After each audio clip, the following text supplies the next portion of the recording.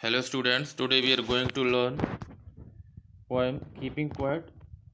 This poem is written by Pablo Neruda, and in this poem the poet talks about the necessity of quiet introspection, means self-examination.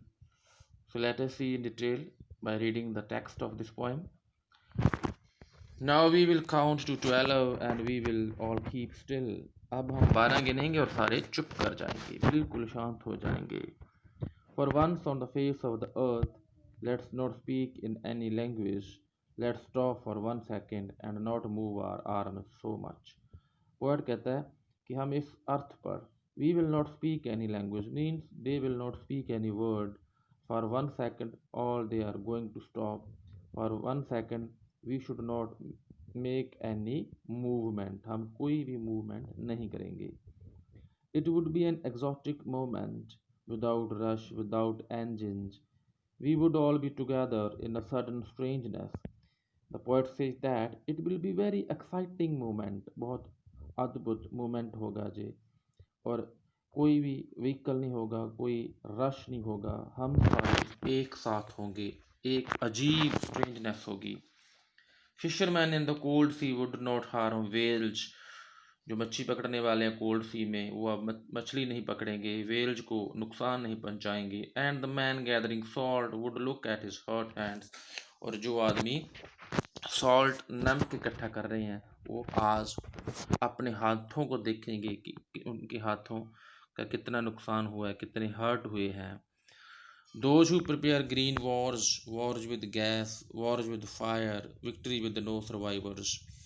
जो लोग जंग की बात करते हैं, जंग के लिए जो थिंग्स बनाते हैं, एटम बॉम्ब बनाते हैं, हाइड्रोजन बॉम्ब्स बनाते हैं, वो भी इस बात को सोचेंगे वो क्यों बना रहे हैं, क्योंकि जो भी जंग लगती है, वॉर होती है, तो वॉर के बाद कोई भी बचता नहीं है, सभी को नुकसान होता है. Would put on clean clothes and walk about with their brothers in the shade doing nothing. ये सारे लोग आज क्लीन कपड़े पाएंगे, क्लीन क्लॉथ पहनेंगे, means they will give the message of peace and harmony and all they will be together. What I want should not be confused. Writer कहता है कि जो मैं कहना चाहता हूँ इससे आपने कन्फ्यूज नहीं होना, उलझना नहीं है. With total inactivity life is what it is about.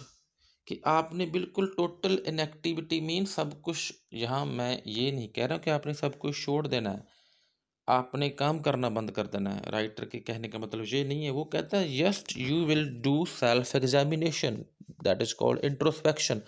सिर्फ आपने अपने बारे में सोचना है कि मैं क्या हूँ, why I am on this earth, what is my duty towards nature, okay, what I am doing, is it right और wrong.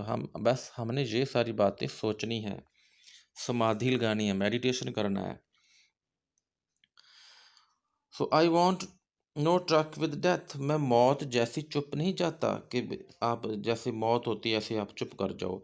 If we were not so single minded, अगर हम सिंगल माइंडेड नहीं होते, about keeping our lives moving and for once could do nothing, perhaps a huge silence might interrupt the sadness of never understanding ourselves and of threatening ourselves with death. हमने तो बस सिर्फ एक समझना है, एक दूसरे को अंडरस्टैंड करना है. सबसे पहले हमने अपने आप को समझना है कि मैं क्या हूँ, मैं क्यों कर रहा हूँ. अगर मैं एटम बॉम्ब बना रहा हूँ तो क्यों बना रहा हूँ, उसका क्या नुकसान होगा. तो हमने मौत से नहीं डरना, हमने समझना है. What we have to understand that what is our purpose to live on this earth.